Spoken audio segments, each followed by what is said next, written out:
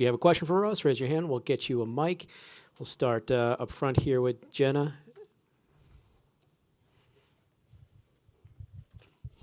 Jenna Fryer, AP. Congrats, Ross. Kind of a weird question. You raced Blaney totally hard. I get it. You're racing for the win. Like, what's your mindset there? And does any of it play into beyond, I want to win this race? I'm a Chevy guy. He's a Ford racing Chevys. Absolutely. Yeah, it was in every thought, every corner, every throttle application, every brake input, every downshift, upshift, all parts of the lap.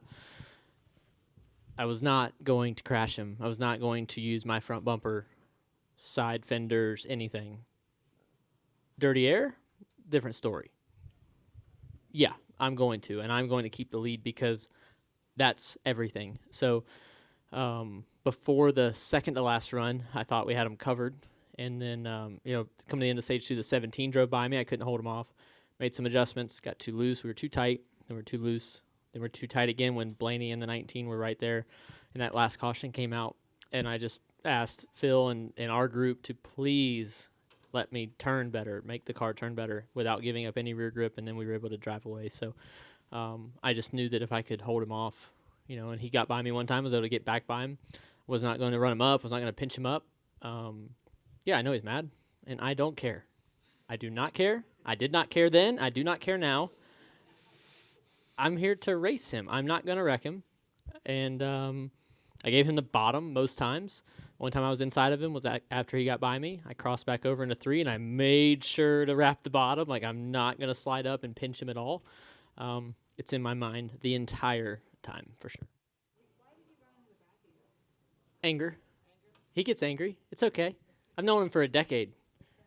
And I could see him moving around in the car, and the car's going straight, and I could see his colorful suit and gloves. I didn't see, apparently there was, I was number 1. I don't know. But I could see like movement when I checked the camera, and I was like, oh, he is angry. And then, the caution came out, and we made the right adjustment, and we were able to drive away. So, it's nothing other than wanting to win and wanting to hold track position. And he could run second and win the championship. He did it last year. He could do it again, and he ultimately did it. Yep. Go up here to Nate.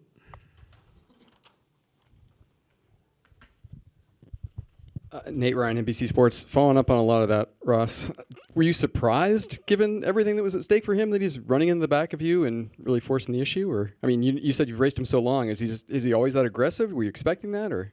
Yeah. No, I didn't expect him to throttle up down in 1 and 2 and drive square into me. But these cars allow that. They do. And the 19, he didn't care about the 19. He probably just assumed the 19 win over me. I don't know. But, yes, unexpected.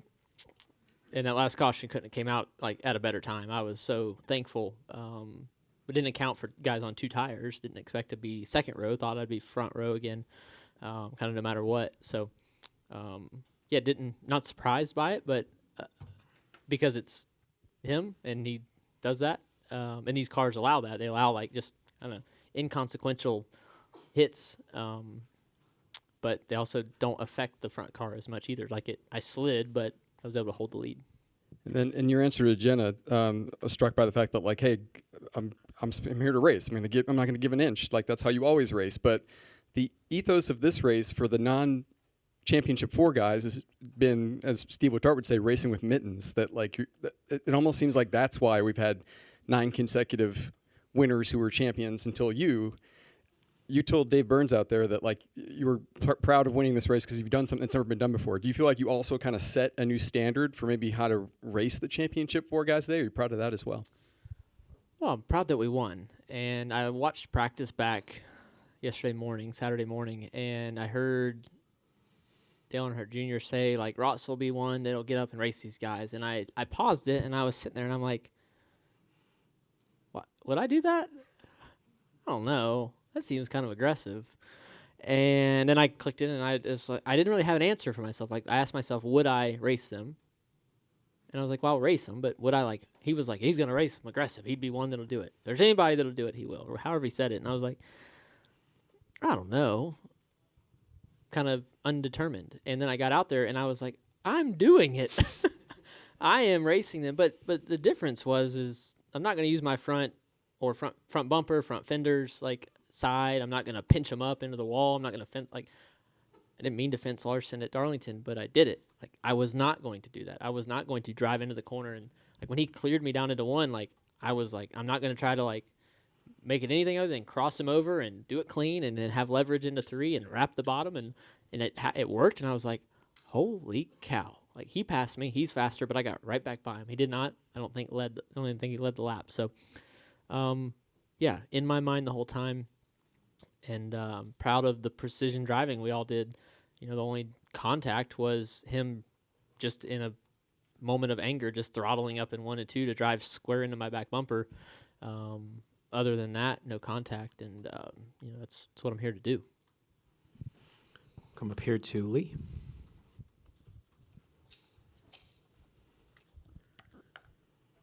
Ross, I'm just kind of curious, ending this year on a high note, I mean, do you kind of think of what could have been if the years were reversed and you were in the championship for last year? I mean, does it make that any easier coming out of here with a win, knowing that it's possible, that it's capable, that you can do that if you get to the championship 4 again? For me, it's an evolution of Trackhouse and GM with this car, right? It's year 2. We finished up year 2 with this car. We came out so fast last year. We found it at the last Charlotte Oval test, and then we came out to road courses everywhere, and we won on road courses, super speedways. We didn't win on the Oval last year. We won there this year. We sustained that level of competition. Look, we've had our fair share of 8th place days and 18th place days, and sometimes 22nd place days, like straight up. So, it's just a continuation in a. We're staying here. We're not going away. Like we're disruptive on track, usually by my driving. But it goes with the disruptiveness of Justin and Pitbull and our leadership team doing things different and having a real presence in Nashville and us keep like holding events there and keeping a presence there on Broadway for something outside of Charlotte and Concord and the Lake Norman area. Our shops in Concord, all of our employees are there except for Justin and the brain trust of the marketing side. So, yeah, I just love that we're staying here and we're continuing to be fast. Our processes are working and we trust them and we continue to see it through. Go ahead, Wolfgang. Wolfgang Monser from Germany, Rennsport Press Agency. First of all, congratulations. I hope my question is not too personal for you. I was confused at the podium ceremony after your race when you're winning. You smashed the watermelon. Can you explain why? Yes, Wolfgang. Good to see you. I think the last time we talked, it might have been at this podium in 2019. I was also very excited about the future, and then obviously it didn't come to fruition. But I guess I was up here last year for championship stuff, and I'm having flashbacks to that day, and it's good to have you back. Yeah, I'm an 8th generation watermelon farmer, and anytime I can put agriculture on a bright light stage like this with these incredibly bright lights as you guys go in and out of focus for me, it's what I want to do. We're a small part of the 1% that's in charge of feeding the other 99% of us that rely on farmers to eat every day. And you know, if it's smashing a watermelon on the front stretch and then in victory lane, it's just to shine a bright light and promote agriculture and hopefully win on Sunday, sell on Monday. We sell some watermelons tomorrow. And then my platform is incredible. So I get to kind of, obviously we have our corporate partners that Trackhouse is able to, put on my car. And then I also get to do what I want. It's my life. It's my career. It's my platform. And so, something like bringing farmers to the racetrack next year, starting at the Daytona 500 with our Ag to Asphalt program, is just a simple way for me that I can just tell farmers thank you, let them enter on agtoasphalt.com, and they can come enjoy the races. We had a Bear Seminis, now at Speedway guy with his kid this weekend. Kid had never been to a race. That kid is hooked, and that's the same way with other farmers that will be here next year. So, I just want to promote what my family has done for a really long time. Most of the families in the room, if you go back far enough, all of y'all, your families farmed at some point. They were smart enough to get out of it, okay? There was some not so good days, and my granddad remembers them, but for my dad's generation and my generation, it's been better days, and these, I believe, are the good old days. So promoting agriculture is top of mind for me. So, yeah, smashing it is just what I do, and I'm going to keep doing it hopefully for a really long time. That's right. That's right. The crowd, I was a little worried that they might be focused on Blaney. I went down to 3 and 4 where NASCAR wanted me to go, and did a burnout by them. Me and Blaney did burnouts by each other. That was pretty cool. I was worried we were going to run into each other, and then yeah, the reaction was just as strong as the other wins, and I'm really proud of that. I'm really proud that people see that how much I care whenever we win. Every race, there's one right inside the hauler. Look, yeah, we've had a bit of a rough patch, so it's been in there a little bit, but watermelon has never tasted as sweet as it does in Victory Lane. And I'm going to gnaw this thing all the way down. Yeah, that's right. It's a great koozie. Go over here. Ross, Trey Matthews, Cronkite News, PBS. You described a little while ago how you were personally racing Blaney, how you were going for the win, and you didn't care that he was racing for a championship. But I want to ask you, like, how would you describe Blaney's race style, whether it was this race or previous competitions that you may have had now that he is the champion? Well, I do want to, maybe I said it wrong earlier, but I do care. I care arguably out there more than anybody, because I was not going to put him in a position to damage his car in any way or put his car in a bad spot other than keep him behind me. And as long as he's behind me, that's all I cared about. You know, we're all different. He reacts physically in the car. He says stuff on the radio for sure, but I just have known him that he you can see him. They wear bright neon yellow, so you can see it easily. You know, I think that I believe that I cared arguably more than him. He didn't have to pass me to win the championship. He could stay right there. There was no other competitor for points within any sight of me. It was the 19, the 12, and the 1, third, second, first. So, yeah, I'd say I cared more than anybody. As long as he was running second. He didn't need to run first. He didn't run first last year, and his teammate won, and now he could run second again and win championship. Cooper and BlazeRadioOnline.com over here. Ross, how difficult was it to just run pretty much from yellow line to the wall today? It seemed like everywhere was working. You were on the bottom, you were on the top. How difficult was that? And also just, not only racing, but fending off all those guys in all those different lanes. Yeah, the track changed a lot, and we had speed all weekend. We knew that, and as we moved around in the race, when I started the first run, I could see the people in front of me moving up, so I moved up with Harvick and with a few of the guys. By the way, that was incredible to race with him like that, like restart side by side with him. In his last race was just, I actually got a little emotional in the car. I was like looking over, and then we were coming to the restart, and I'm warming my tires. I'm like, don't feel sorry for him. Go pass him. Like, it's a race. And drove off into turn 1 and was able to get the lead. But, yeah, we would start on the bottom, and then I asked once I had the lead and had the front couple spots when they were moving up, when guys were moving up off the bottom. And Brandon and Phil were giving me updates of when it was a little early, they were already half the field was up there. So, yeah, it was our car was versatile. I could go places. I could place it, a little half turn of brake bias to tighten me up as I went throughout the run. And, yeah, it was I could place it and still make speed.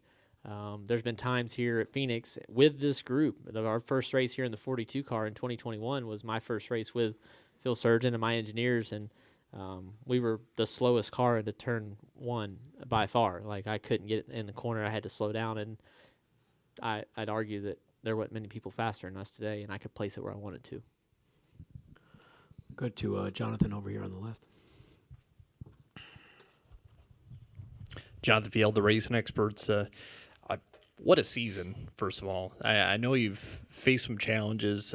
What is it like to just put an exclamation on the exclamation point on the season with what you did today? Indescribable. It's honestly hard to put into words what this means. What winning in Cup feels like. I cannot describe it. I cannot describe the ripple effects this will have going into the off season, preparing for next year. You know, Justin Marks hired me, Trackhouse hired me, and Justin knew who I was. I've wrecked Justin Marks in the Xfinity races before. Daniel Suarez has wrecked Justin Marks in Xfinity races before. He knew who he was hiring when he put us two behind the wheel of his two cars. And, you know, through all the stuff, he stayed with us. There was definitely public stuff that I wouldn't have said, but he's my boss and he gets to say it. He owns the team. And I got to be the employee at that point. As an independent contractor, I have to listen to what he says if I want to drive the car. And so y'all got to watch that. Y'all got to watch me learn through that process. Our sport is incredibly invasive for professional and personal things that people say if they say them publicly, which y'all will put a microphone in front of us 24 hours a day, 7 days a week if we'll allow it. So it is so good to end this season with all the stuff, right? And the best way I could describe it, just a lot of stuff. And that's Cup racing. I'm going to make mistakes. And they knew that hiring me. And through the good days of winning and the bad days of crashing out, going for wins or spinning people out, ultimately they're there for me. And this is a great way to go enjoy the off season. Okay, we'll take one more. We'll go to John. John Newby, NBC Sports. So I asked William Byron and Kyle Larson earlier, you know, just about the future of the sport, you know, the guys that keep contending for championships year after year after year. Is it exciting for you knowing that you know, will potentially be in this group and that you've won at, you know, some of the most important tracks you need to? Yes. To say my name next to guys like Kyle Larson, it's hard for me to believe it. It's hard for me to understand it, comprehend it. Early last year when we won at COTA, we walked back in the shop that was CGR, the shop that I had been at for so many good things of getting the jobs, winning the Xfinity race. Then it's all gone. Now I'm the third Cup driver in the 77 with Spire. Now we're coming in as a 42 driver. Like, for those win parties, I had a bit of like imposter syndrome or something. I didn't really believe it. And I'm having a bit of it now whenever you like look long term and you're saying like maybe I'm going to be competing. That's pretty wild, but I feel like, yes, we're going to celebrate this. And obviously we have no racing. I think my next race now is maybe Speedfest at Watermelon Capital Speedway in January. I got some time to celebrate, but a lot of work to do. I mean, there was a lot of tracks this year I did not show up, me personally, giving my best effort, just from a gas and brake and steering perspective of things. Worked a lot on Phoenix over the last few months, and I put that into action today. And then together with the car being incredibly good, you saw that. So yeah, I don't really know how to comprehend that maybe in a couple years we're still doing this. I'm human. I go back to my past, and I've had things taken away that were a sure bet. I thought it was, you know, a one direction all the way up the mountain, and had to go find another mountain to climb, and we found it and we're climbing it. So I feel like as long as I get up and I do my best, I put my work in, I go to work, and I surround myself with good people. I trust our processes that, yeah, we'll see. Ross, congratulations on the big win and enjoy the offseason. Y'all too. How is it? Wassermelon? How do you say watermelon in German? Yeah. Right. How do you say it?